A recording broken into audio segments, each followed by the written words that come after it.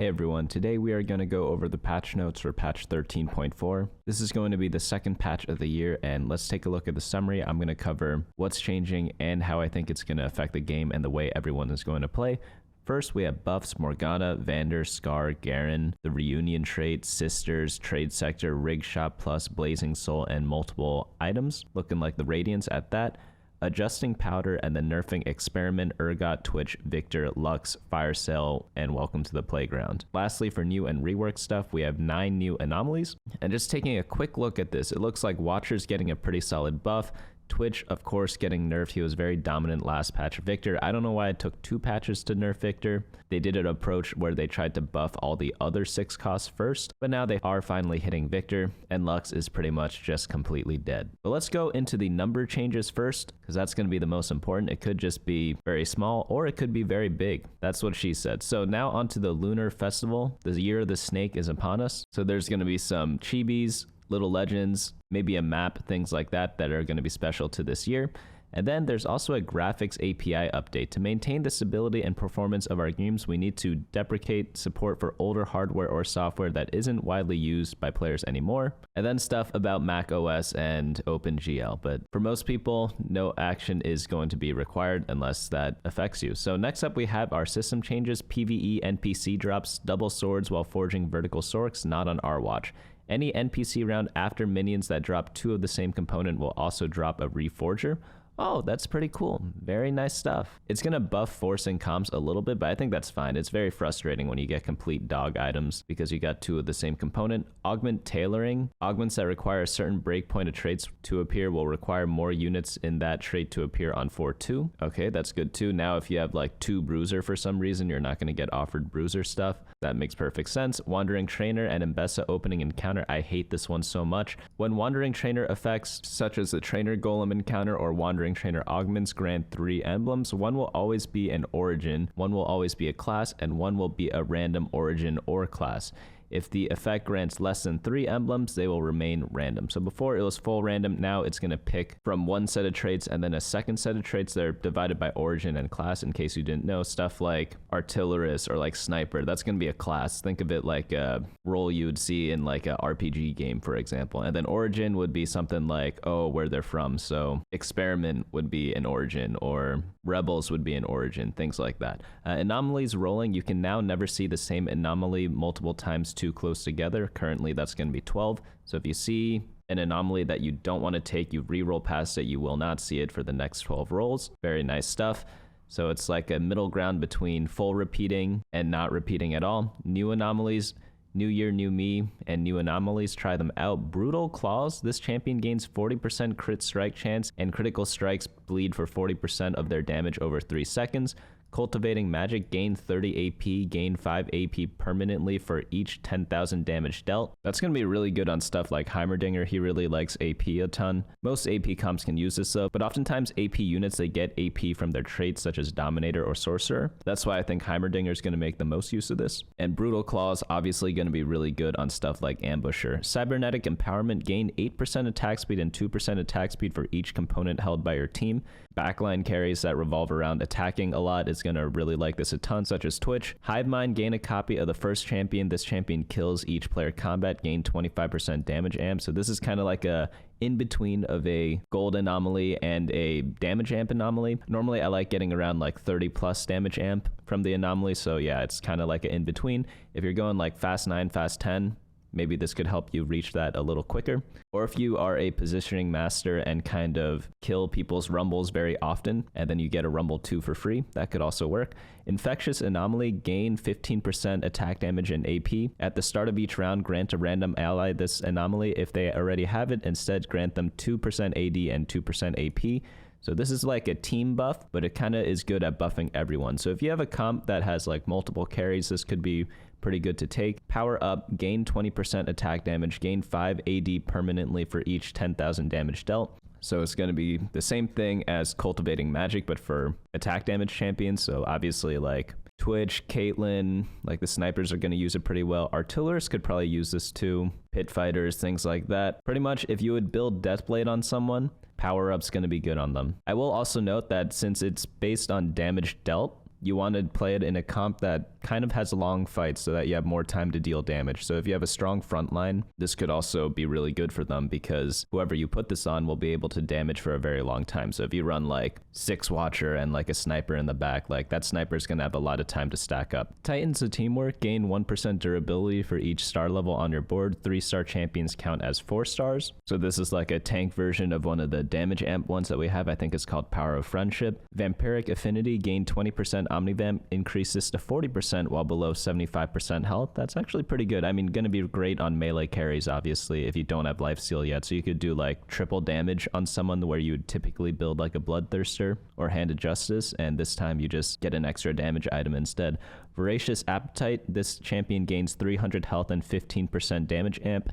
Each round, gain a consumable that grants 150 health and 3% damage amp in exchange for 3-player health. I actually like this one a lot. That sounds pretty fun to do. If you're really healthy, it could be good because then you could keep eating over and over and over. Next up, we have is large changes, and I heard they're doing some interesting stuff. Yeah, they're removing 8 Sorcerer. They're also removing 8 Visionary because, well, let's read what they have to say. Building deep vertical comps for these 2 traits require finding the same units over and over, with typically 1 flexible unit wearing that trait's emblem. Well, that's how every vertical trait works pretty much, right? While we're happy with our more interesting and dynamic origin traits being played this way, okay, they are addressing that, we want class traits to be more of a flexible tool to splash in and out without requiring a deep 7+ engagement to be viable.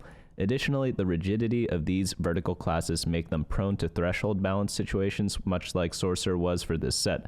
They're either completely dead as a vertical or very strong. Yeah, that's true. 2 patches ago, they were really bad, and then this patch, they're pretty good. Experiment Emblem clones are wreaking havoc to boards and LP alike. We're bringing down their health to better suit their power. So the emblem clone is being reduced from 60% to 50%. So experiments as a whole, not really changed too much. It's only if you have the +1 emblem. Sorcerer AP is going to be nerfed at 6 Sorcerer actually, but 6 Sorcerer now has the abilities lowered targets damage by 20% for 3 seconds, which was the old 8-piece bonus. That's actually a buff for 6 Sorcerer. 6 Sorc is actually going to be pretty strong. So what we'll probably have to do if you do get a Sorcerer emblem is maybe play 6 Sorc with a mix of Black Rose. So you play LeBlanc and Vlad for both Black Rose and Sorcerer, add in like a Garen for Watcher, and then play 4 other Sorcs, and then play as many Black Rose units as you can. That's probably going to be the 6 Sorc comp that's going to be popular because this 6 bonus is actually really good. 8 Visionary removed, but 6 Visionary now has abilities heal allies for 18% damage, which was the old Visionary 8 bonus. Also should be a pretty good threshold to hit. Like, you know, when you're playing Visionary Sentinels with Heimerdinger, maybe some Academy units, things like that, but maybe you get a +1 Visionary and then you hit a Malzahar, like, yeah, it probably is going to be worth hitting that 6 Visionary bonus. A lot of people love building Hextech Gunblade on their Heimerdinger, and if you have this, like, you don't really need it as much anymore. So you kind of save an item on your Heimerdinger. So that's going to be pretty good stuff. Both these traits probably going to be playable, if I had to guess. A full tier list will be coming out on Friday, bunnymuffins.lol/meta. And again, this patch is going to come out tomorrow. But 1-cost units, Lux is now mana locked if she shields herself with her ability. Pretty silly. They used to always mana lock if they shielded. I don't know why it got skipped this set, because again, it says here as self-shielding ability should. Yeah, it's a weird exception, and then they also added in Lone Hero, which made it like a very interesting combo. I wonder if it just slipped past. I haven't really looked for an explanation, but it is something odd that I noticed. Morgana spell damage is going to be buffed up at all levels. Pretty nice. I think she's actually decent in the early game. I've not played her as 3-star or 4-star though, so if anyone wants to try that, let me know. Powder's attack speed being buffed up by 0.5 and attack damage being lowered. So this is a buff because she's going to be able to cast faster now, and like, who cares about her attack damage? Getting more attack speed means she could get more spell rotations off, and that's going to matter more than whatever attack damage that you lose. Now onto 2-star units. Urgot, Armor, and MR being dropped by 5. That's actually a pretty big nerf because he builds a ton of Sterix gauges, which give a ton of health, as they're talking about here. Plus, Pit Fighter has a nice little bonus for him where he heals a percentage of his health. So losing any resistances is much worse because now the effective HP is much less. Vander spell armor and MR gained is going to be increased at 2 and 3 stars, so reroll Vander going to be a bit better. But they did change something else about family, so we have to look into that when it shows up later on. 3 cost units, Scar's heal ability is going to be buffed up at 1 and 2 star. Yeah, makes sense. Like, don't really need to touch the 3 that much. Scar's been scarred by his last nerf, haha. 4 cost, Garen's ability AP ratio is going to be buffed up a little bit at 1 and 2 star. Not too much, yeah, he doesn't need too much. He's already like very popular because he's a tank. You have to be very careful whenever you buff 4 cost tanks. I guess nerfing too, because so many comps play them, and they're good to just splash in as like a generic tank unit. Twitch bonus attack speed during spell is going to be dropped by 10%. Probably not the biggest change. Let's see what they say here. Twitch has quickly become one of the better 4 cost carries thanks to the buff last patch and makes a few shifts in the meta. 10% fewer sewer skewers for everyone should have this rat in a better place than having to say fewer sewer skewers 10 times fast. Okay, they didn't really say much. But yeah, it shouldn't affect that much, I don't think. It is a sizable nerf, but I don't think it's going to kill the comp. Onto 6 cost unit. Viktor Death Ray no longer shreds and sunders. Magic damage is going to be buffed. Ability damage also going to be buffed. And then Viktor's main ability percent HP damage is going to be nerfed. So I agree with buffing his damage and removing some utility. The reason why is because I don't even want items on my Viktor. I'd rather itemize everyone else because I don't think his damage actually does anything. Like, I've seen his damage chart with triple items and it's nothing. Obviously, he's still an incredible unit because he CCs the entire board and he shred and sundered, but now he no longer does that. Well, let's see what they have to say. We're removing Viktor Shred and Sunder, but slightly increasing his death ray damage and cast damage to compensate. Finally, we're lowering the percent HP scaling to make him less of an inherent tank killer without items. Okay, so they want him to hit the squishies more and the tanks a little less. Overall, this is going to be a nerf, of course, but itemizing him could be a little more interesting. Now onto augments. Fire Sale Champion Stoling is being changed from any cost to 3 costs or lower.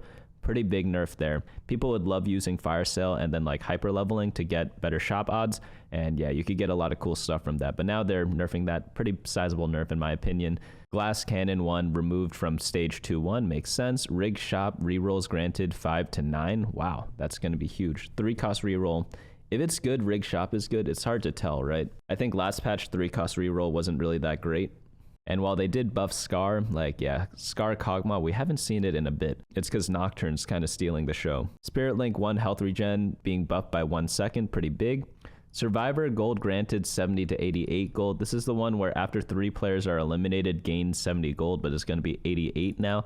It's hard to meet this requirement, to be honest. I've never taken it because I'd rather get something that makes me stronger in the immediate term. But there definitely is a number when it starts being takeable. I just don't know when it is. But even then, it's a situational augment. You're probably not taking it unless you're like in first place or something. But oftentimes you're not going to take it unless you're having like a really good high roll game. Trolling attack speed granted being nerfed slightly. Yeah, trolling was pretty good last patch. Not like crazy broken, but definitely good.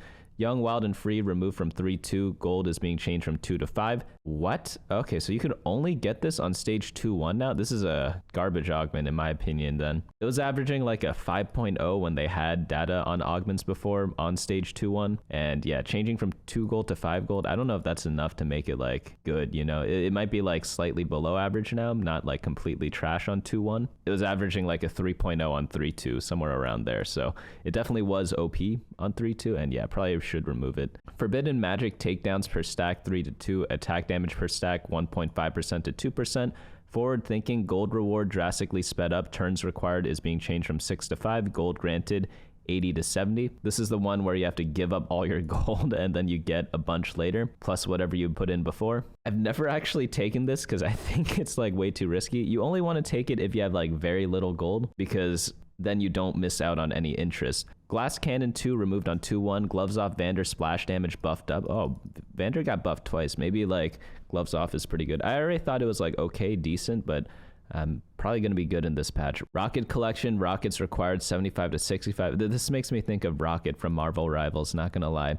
But this is the Artillerist augment. Scavenger champions with no items now grant an item tailored to the unit receiving the item rather than the dying champion's recommended items. Shop glitch removed from 3-2. Trait unlock reunion via earthquake damage 150 to 120%. Didn't they say they were buffing this? They're actually nerfing it? Yeah, it's in the buffs there. I was actually kind of surprised it was there too, because I thought it was a good augment, but it looks like it's actually being nerfed. Sisters, this one is a weak augment, so I'm guessing they're buffing this one. Correctly grants Vi attack damage and Jinx attack speed. Attack damage buff is being increased from 40 to 60. Trade sector gold 1 to 4. Wow, that's actually pretty good because it's early game gold, right?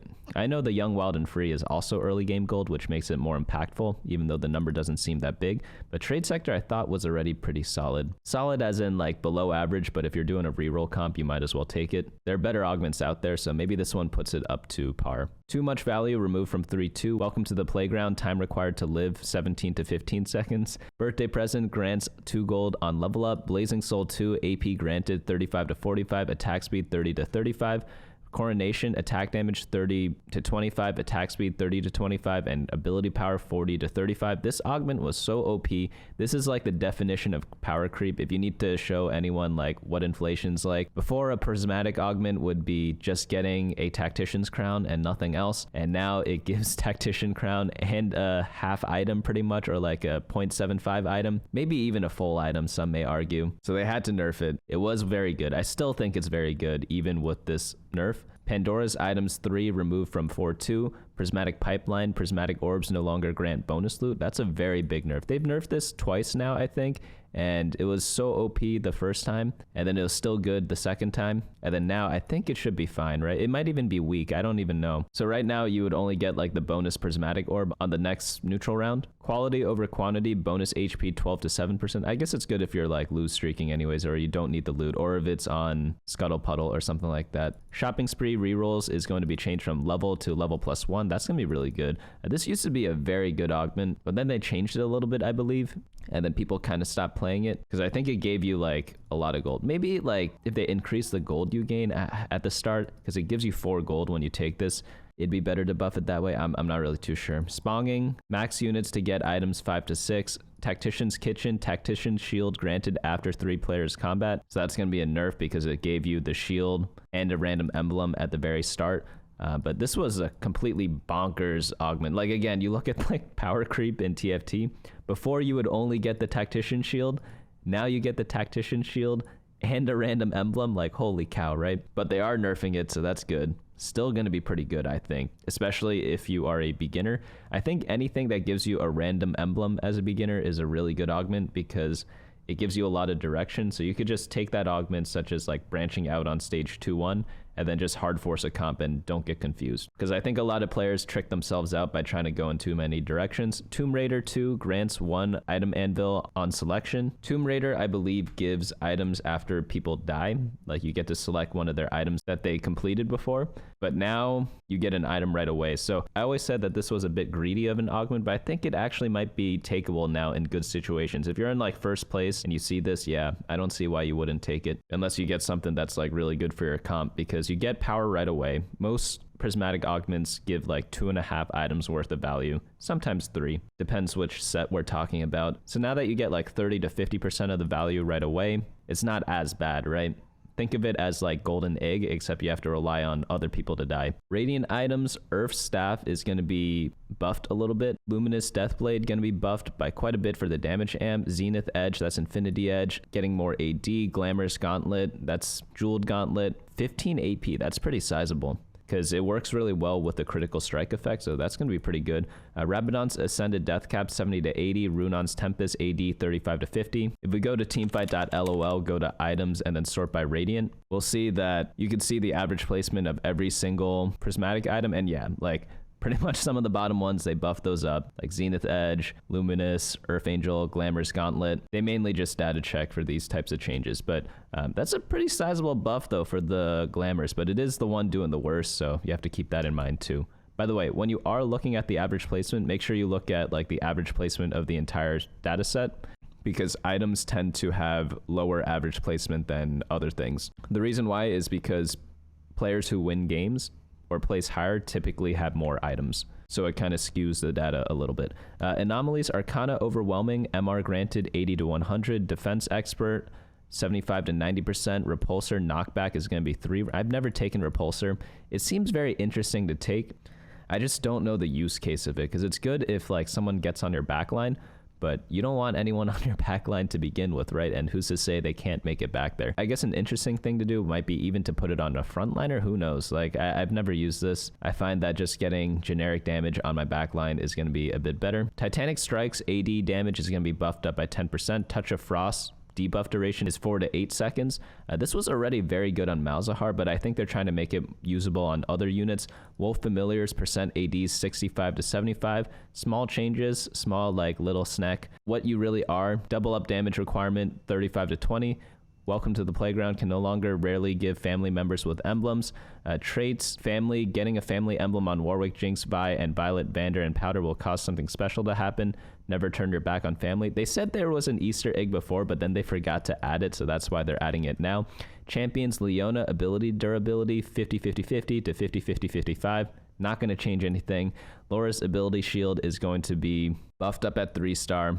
Maybe there's like a Twisted Fate reroll comp out there with Enforcer, and you could play Laura's 3-star. Like, it's buffing that a little bit, but the comp wasn't like all that crazy in my opinion, but maybe it's better with this buff. Like, I don't know, like if you're getting a 3-star Loras anyways, you have to have like a ton of gold to hit that. Jace's range 3-star damage is going to be buffed up by a ton. Melee 3-star damage buffed up by a ton as well. Does Jace have low win rate as a 3-star? Let's check it out. I'm gonna go to champions, sort by average 3-star placement. Like, where's Jace? See, look, there's a lot of legendary units out here. We have LeBlanc, Malzahar, Savika, Mordekaiser, Jinx, Caitlyn, and Rumble, and no Jace. He skips one. Silco 3 is better than Jace 3. That's crazy, right? He's only a 1.16. You could also just type like 5 here if you want to look at all of them at once, or like whatever cost unit you want. Fun little thing to do there. But let's go on to bug fixes. Deep Roots now specifies it pulls into melee range. Hunger for Power now specifies the ally must be adjacent to get consumed. Quicksilver now correctly blocks stuns from Dramatic Entrance and Rennie. Wow, it didn't block that before? That's crazy. Wait, 2 Victors. Victor's cast animation is no longer paused by stuns.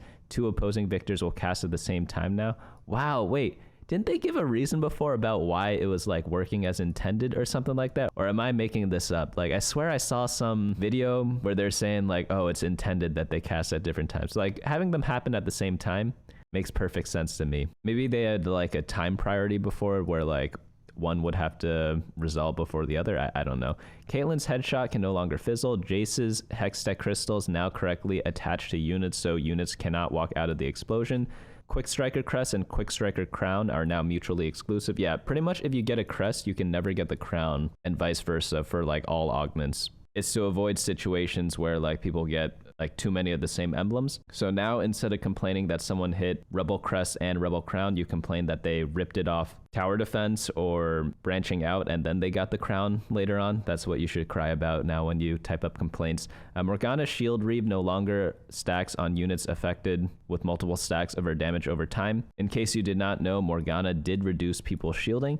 Executes no longer bypass Last Stand and Prismatic Flesh Ripper. Prismatic Flesh Ripper's revive now always procs before Last Stand if you have both. KDA Arena no longer changes all players' music to Anomaly Round music, and Chibi Spirit Blossom set finishers VFX no longer spills over onto another tactician's finisher. So overall, like, this is not that big of a patch. I thought that they'd do a bit more. It's like a small to medium sized patch. But I think the big changes is going to be the nerf to Twitch, obviously. Is Twisted Fate reroll with Sentinel going to be a thing with the Loras now? Like, it could be. It was becoming a thing before, but it wasn't really that strong in my opinion. It was just like something fun to do. The Sorcerer stuff should be very interesting. I think Sorcerer is going to be very good with the Black Rose. Visionary, maybe this one works with the Sentinels. It makes sense in my head because you could play 6 Visionary very easily, and then Heimerdinger does not need to build the Hextech Gunblade anymore. So you could do like blue buff, Archangel, Jeweled Gauntlet instead for more damage. Urgot nerf definitely going to hurt a little bit, but I think that comp's still going to be pretty solid, even though the 5 armor and MR, though it doesn't seem like a lot, it really is because he had so much health before. But you can probably only play it with the Unleash the Beast augment. So we'll really have to see what comps take over. I'm thinking it might be Sorcerers, I'm going to be honest. And they also buffed 3 different Watcher units, so there might be some Sniper Watcher builds that could come up, maybe like a Zeri reroll. That was getting kind of popular last patch, but wasn't really quite its own thing, so that should be interesting to kind of look out for as well. The full tier list will be out on Friday, and also if you want to get free coaching from me, submit your games down below into like the coaching review link. Essentially, I'll just look over your game and post it as a video, and The earlier you submit, the higher chance you have of getting reviewed. So click that link down below or ask questions in the Discord if you have any, if you want to be in on that. But that is going to be it for me today. Hopefully you all enjoyed this video. I will see you all on Friday.